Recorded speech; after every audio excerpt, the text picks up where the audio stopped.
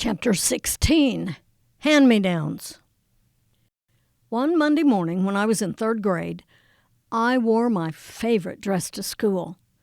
The dress was red and black wool with a pleated skirt and gold metallic buttons down the front that looked like old coins.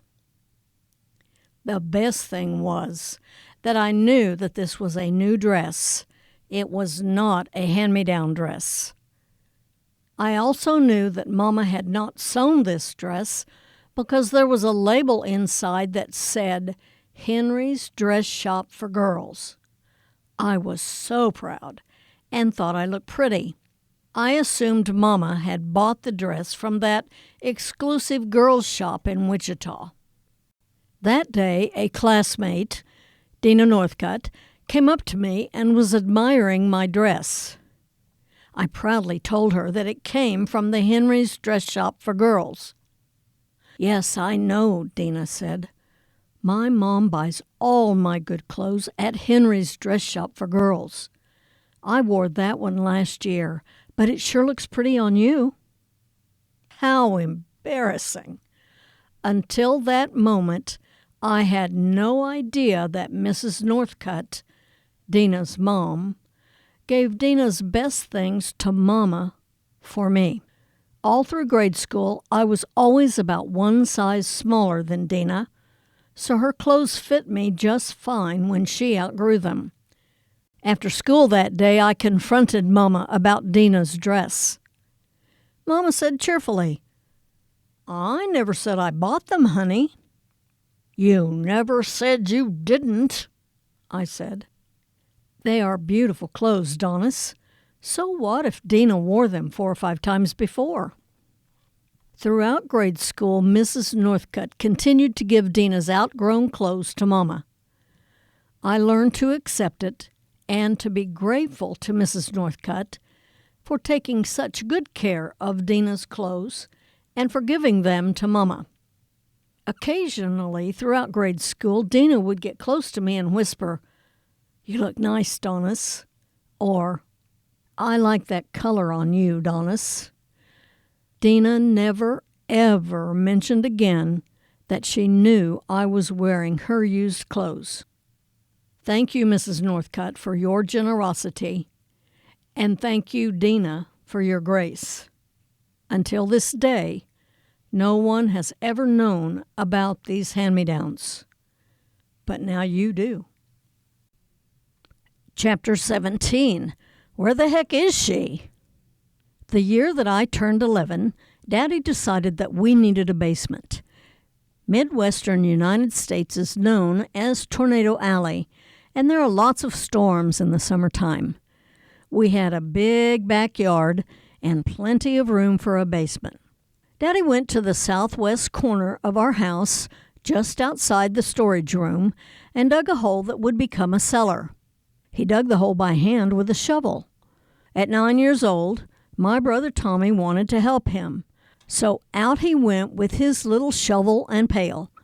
After a while, my sisters Phyllis and Lonetta and I decided that it looked like fun, so we were out there too.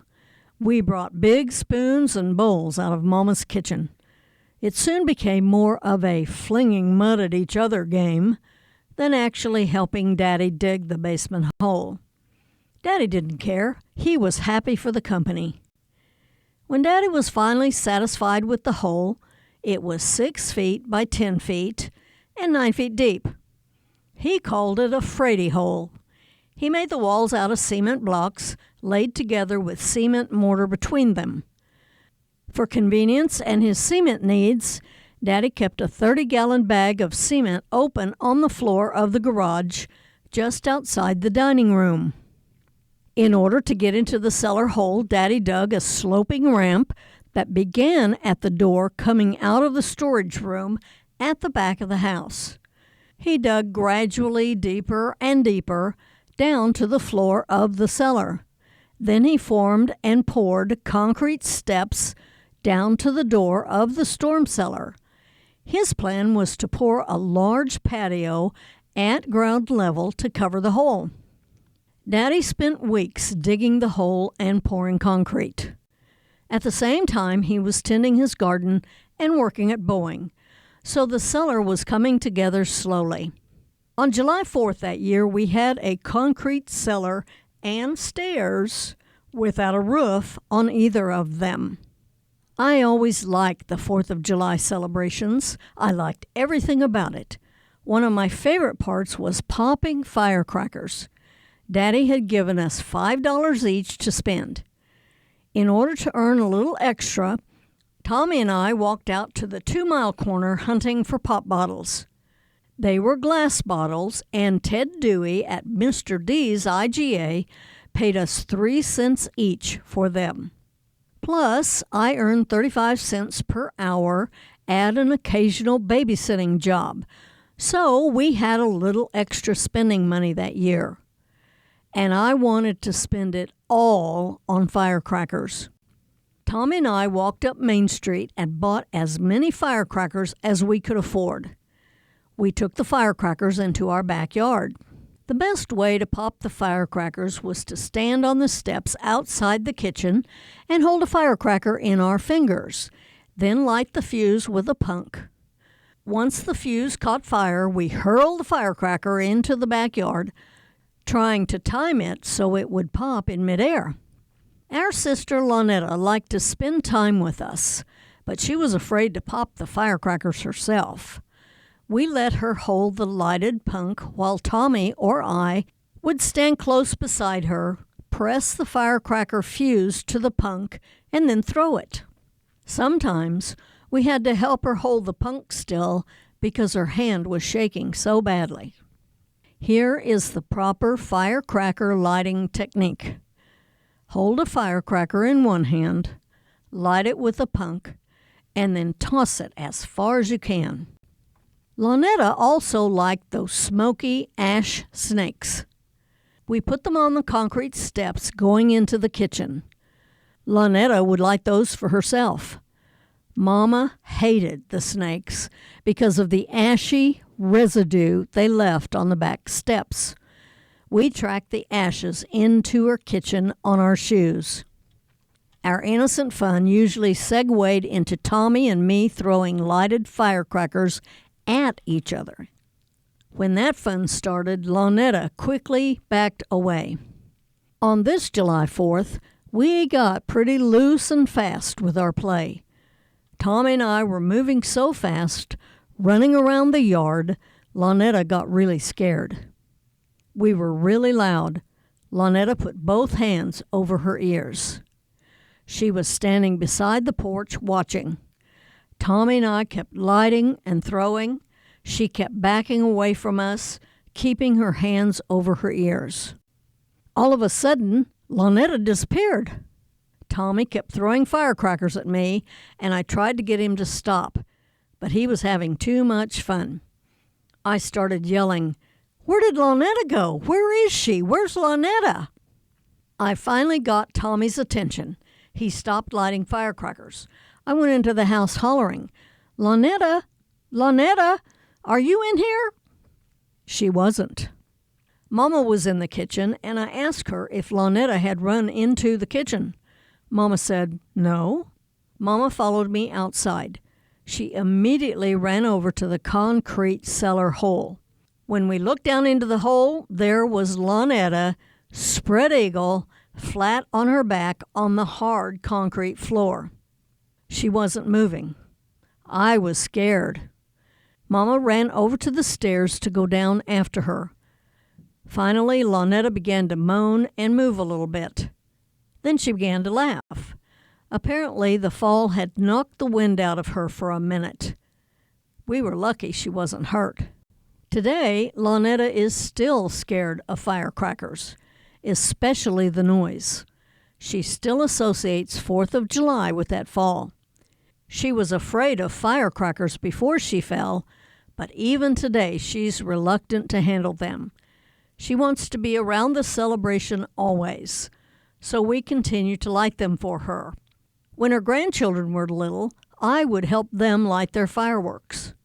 Today, the grandchildren have grown into adults and have taken over firecracker duty. Lonetta holds a 4th of July celebration at her home on the Lake of the Ozarks. The young adults light fireworks and aerial displays from the dock on the lake. Lonetta sits uphill in her yard and shouts encouraging words down to the dock. She always helped with the fun by being the best cheerleader. Chapter 18. You Gotta Be Kiddin' Me.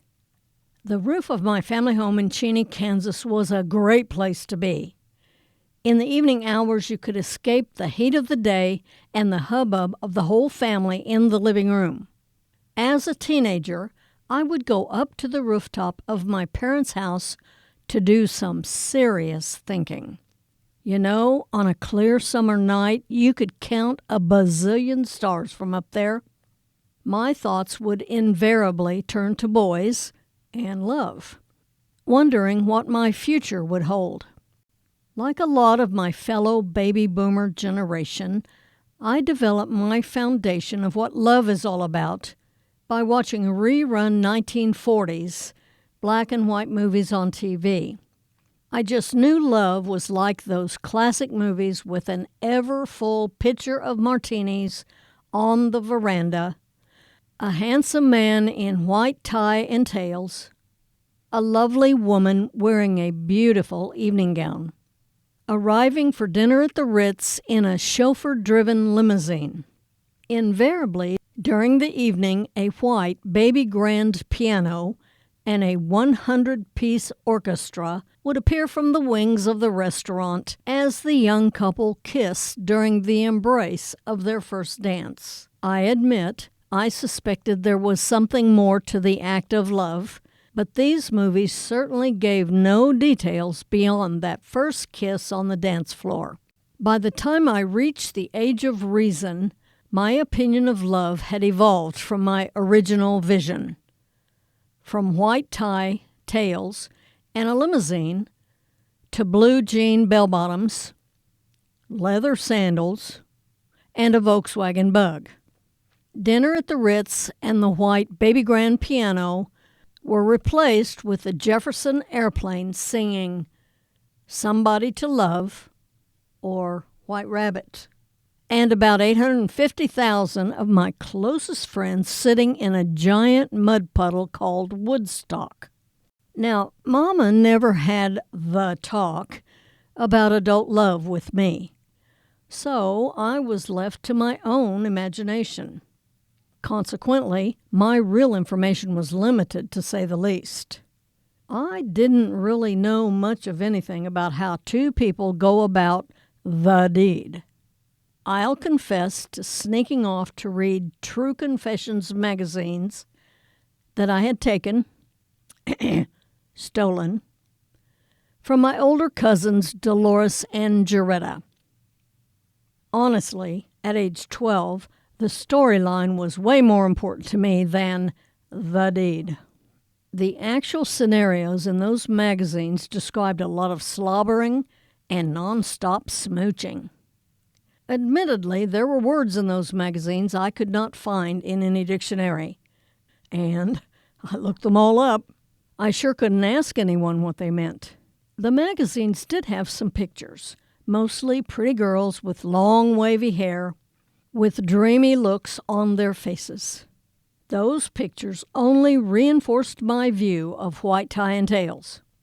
They certainly were not more explicit than that.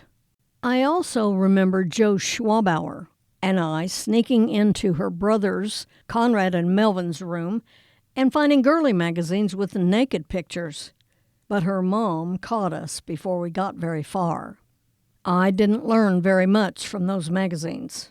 Even though I researched for information whenever I could, dictionary, encyclopedias, magazines, etc., I didn't find anything about the deed, so it was all still completely fuzzy in my mind.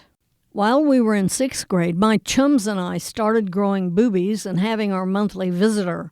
Ugh. One classmate, Sandra, started a couple of years earlier.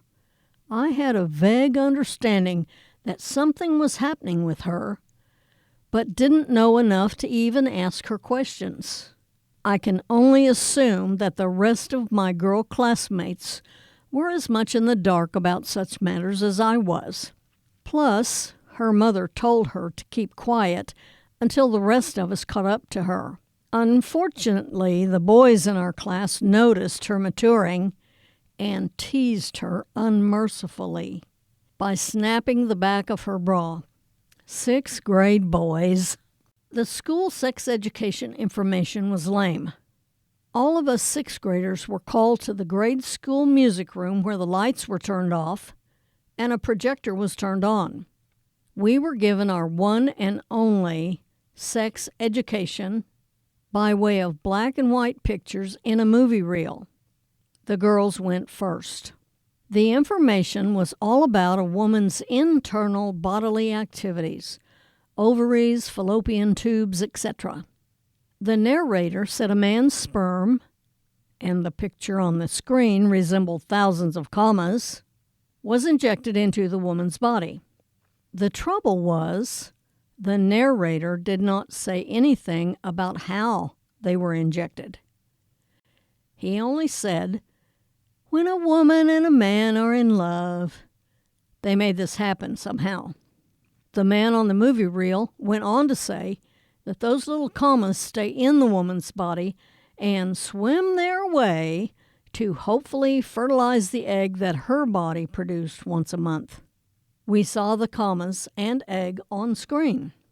I knew all the words he was using, but still no understanding about the deed. I just remember thinking, holy cow, how am I ever going to sleep with all those commas moving around inside me? I was 12. My girl classmates and I left the music room and did not say a word. All of the rest of that day, we avoided eye contact with everyone else in 6th grade. I was thoroughly confused and did not want to admit my confusion. I can only guess my girlfriends were as perplexed as I was. I don't know if the boys' movie was different from the girls', but they came out of the room giggling and red-faced. They kept pointing at us girls and slugging each other on their arms. What was that all about? Of course, we didn't talk about any of it. The boys probably knew more than us girls because, well, they were boys. I do remember a rather racy night at Judy Morrison's. A few of my friends were there for a sleepover. Sandra Wilson, Janet Ritchie, Sharon Hall, and Janice Hiltz. The fun started with us playing board games in Judy's bedroom.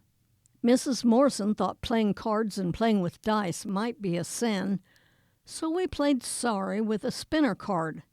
It didn't stop our fun, though. I admire her convictions.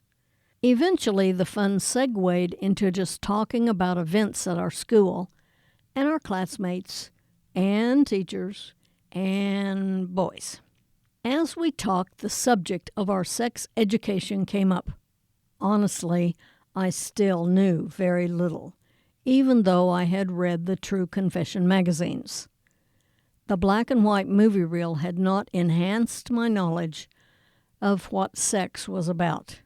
It apparently was the same for my friends, so we giggled our way through a couple of hours of trying to add to our knowledge about the actual sex act, the deed. I remember several red faces, diverted, and all of us collapsing into giggles more than once.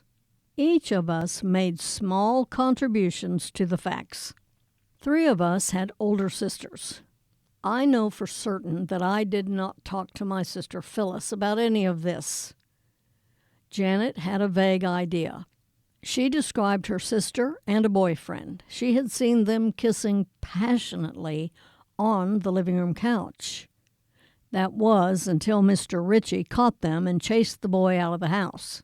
I also remember a sleepover at the Ritchies when her sister sneaked out of the bedroom to go riding around in cars with some of her friends. The gang included boys and girls. Yes, I know, sans the movie Grease when Rizzo sneaks out.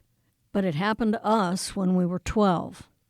Elaine was 3 years older than we were, and 3 teenage years makes a big difference in maturity. I cannot say for my friends and their sisters, but I don't suppose any of us knew very much. We did decide that, in addition to being in love, a man and woman had to be naked to do the deed. The night of the slumber party at Judy's, I remember there was a lot of nervous snickering and shocked expressions. We simply could not imagine how any girl would get naked in front of a boy, let alone start kissing him while they were naked. Heck, I had trouble getting naked in gym class with other girls in the room. We could not fathom such a thing with the boy. When Mrs. Morrison came into the room to check on us, we clammed up and were atypically quiet. No one was willing to tell her what we were talking about. She kept looking around the room, questioning us what was wrong. No one said anything. She was suspicious. When she left, I remember our eyes seeking each other out, ending in 6 blushing faces. I don't know what they were thinking, but I was thinking about my mom and dad, and Mr. and Mrs. Morrison. Could I imagine any of them naked and kissing? No! No! We were 12. I've been telling stories since the age of 3, and I'm happy to have published the books of my father, Max, brother Tommy, and sister Lonetta Slusser Knutson. All of our books are published through Amazon and Kindle. www.amazon.com/author/Donnis Crane.